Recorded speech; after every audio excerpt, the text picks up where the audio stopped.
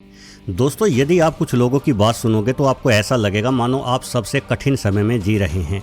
आजकल social media पर कोई चीनी के नुकसान बताता हुआ मिल जाएगा तो कोई आपको चाय के नुकसान समझाने लग जाएगा, और कुछ महानुभाव तो इतने आगे निकल गए हैं कि वो हमारे सबसे प्राथमिक भोजन यानी रोटियों तक के नुकसान गिनाने लग जाते हैं। हालांकि अधिकता हर चीज़ की बुरी है और संतुलित मात्रा में आप कोई भी ऐसी वस्तु को खा सकते हैं जो खाने के लिए बनी है। लेकिन यदि भोजन की बात ही छोड़ दें तो वर्तमान समय में समस्याएं और भी अधिक विकराल दिखाई दे रही है। दुर्घटनाएं लगातार बढ़ती जा रही है। हाल ही में भारत को एक बड़ी विमान दुर्घटना झेलनी पड़ी है। हम एक खतरनाक महामारी से भी जूझे हैं और शायद अभी भी जूझ रहे हैं। वर्तमान घटनाक्रम तो ऐसे होते जा रहे हैं मानो तीसरा विश्व युद्ध बस शुरू ही होने वाला है। महंगाई बढ़ रही है, संसाधनों की कमी होती जा रही है, यानी कुल मिलाकर हमारा समय बेहद ही कठिन है। किंतु ऐसा नहीं है। हमारे पूर्वजों ने अतीत में हमसे हजारों गुना अधिक समस्याएं झेली हैं। उन्होंने वो बुरा दौर देखा है जिसकी कल्पना तक हम नहीं कर सकते। तो चलिए इस वीडियो से जुड़े रहिए और मानव इतिहास के 5 ऐसे कालखंडों के बारे में जान लीजिए जिन कालखंडों की मात्र कल्पना ही आपके मन में खौफ भर सकती है। टोबा सुपर ज्वालामुखी विस्फोट। टोबा सुपर ज्वालामुखी विस्फोट, जिसे टोपा आपदा सिद्धांत के नाम से भी जाना जाता है, मानव इतिहास में सबसे बड़े ज्ञात ज्वालामुखी विस्फोटों में से एक था। ये भयंकर घटना आज से लगभग 74,000 से 77,000 साल पहले इंडोनेशिया के सुमात्रा द्वीप पर हुई थी।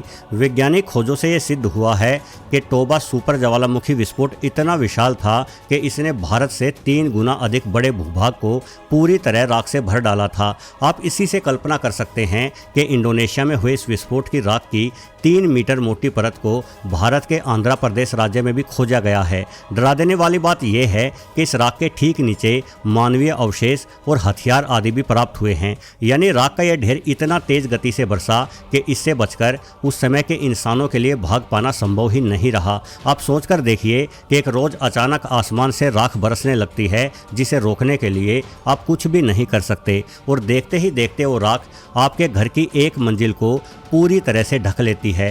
टोबा सुपर ज्वालामुखी विस्फोट के कारण आसमान में फैली राख ने सूर्य तक की रोशनी को रोक दिया, जिससे पृथ्वी का तापमान तेजी से नीचे गिरने लगा। ठंड और प्रकाश की कमी की वजह से कई पौधों और जानवरों की प्रजातियां समाप्त हो गई, जिससे पारिस्थितिकी तंत्र का बुरी तरह से विघटन हुआ। वैज्ञानिकों के अनुमान के अनुसार इस ज्वालामुखी के विस्फोटित होने से पहले पृथ्वी पर कम से कम 20 से 30 हजार इंसान निवास करते होंगे। लेकिन विस्फोट के बाद बड़े पैमाने पर इंसान भुखमरी के शिकार हुए और केवल 2.5 से 3 हजार इंसान ही इस पृथ्वी पर जिंदा बच पाए होंगे। हालांकि हमारे हिम्मती पूर्वजों ने यह विनाश झेला और अपनी भूख मिटाने के लिए वो पहले से कहीं अधिक तेज और चतुर शिकारी के रूप में उभर कर सामने आए।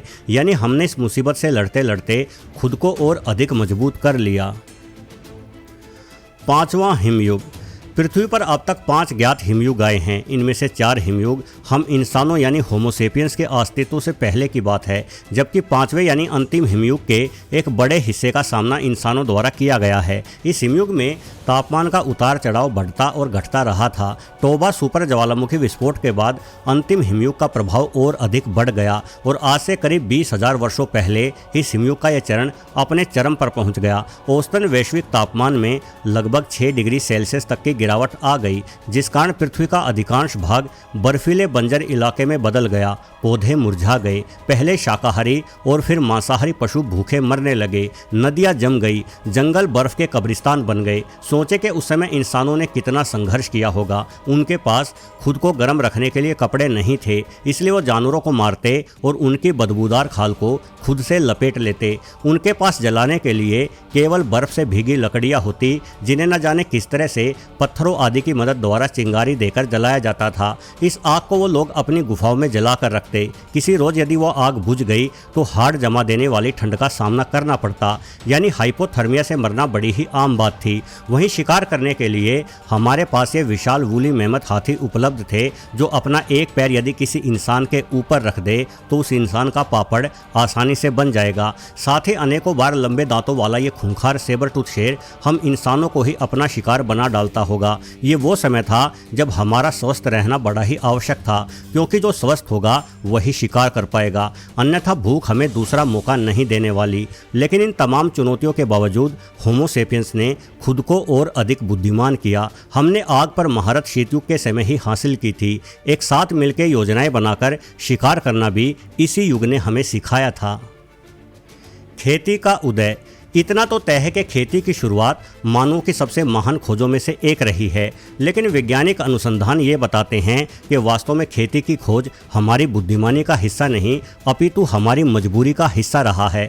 दरअसल निश्चित रूप से आज से लाखों वर्ष पूर्व के इंसान के भीतर इतनी समझ आ गई होगी कि बीजों को भूमि में उगाने से पेड़ पौधों की प्राप्ति की जा सकती है, लेकिन उस समय के इंसानों ने ऐसे किसी काम को करने में अपना समय बर्बाद करना ठीक नहीं समझा, बल्कि शिकार ही हमारी प्राथमिकता रही। लेकिन अंतिम शीत युग के बीतने के साथ ही मानवों की संख्या बहुत तेजी से बढ़ी, जिस कारण हमने बड़े पैमाने पर शिकार करके अनेकों जीवों को विलुप्त कर दिया और हमारे सामने भुखमरी की समस्या आन खड़ी हुई। यही वजह रही कि वर्तमान से करीब 10,000 वर्ष पूर्व का इंसान ये जान गया कि सिर्फ शिकार करके पेट भरना संभव नहीं है और मजबूरन हमारे द्वारा पशुपालन और खेती को महत्व दिया गया। अब हमने खानाबदोश जीवन शैली को छोड़कर स्थायी गांवों में बसना शुरू कर दिया और गेहूं या जौ के साथ साथ अन्य फसलें उगाना भी शुरू किया। यानी यहाँ से इंसानों का जीवन सुधर जाना चाहिए था, परंतु ऐसा नहीं हुआ। वैज्ञानिक खोजें ये सिद्ध करती हैं।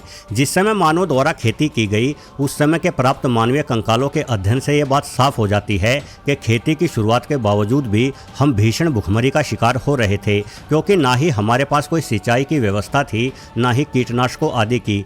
टिड्डों के झुंड का एक हमला हमारे पूरे साल की मेहनत को बर्बाद कर देता होगा और फिर सिवाय भूखा मरने के हमारे पास कोई चारा नहीं रहता, क्योंकि शिकार की कमी से हम पहले ही जूझ रहे थे। मांस के रूप में प्रोटीन हमारे लिए पोषण का बड़ा स्रोत था। खेती पर निर्भर होने के कारण इस पोषक तत्व से हमारी दूरी बढ़ गई, जिस वजह से कुपोषण एक बड़ी समस्या बन गई होगी। चूंकि खेती की शुरुआत के बाद इंसान गांव बनाकर एक दूसरे के कहीं अधिक पास भी रहने लगे, इसलिए महामारियां भी बड़े पैमाने पर फैली होगी, जिनका कोई इलाज हमारे पास नहीं था। मंगोल आक्रमण। दोस्तों, यदि आप 13वीं शताब्दी में जीवित होते तो हर रोज आप क्षितिज पर धूल का बादल देखते। खुद के बचाव और भागने के लिए आपके पास कुछ ही मिनटों का समय होता, क्योंकि धूल के ये बादल मंगोलों के दौड़ते घोड़ों की वजह से बन रहे थे। मंगोल लड़ाके इंसानों के रूप में जीते जागते टिड्डी दलों की भांति कार्य करते थे।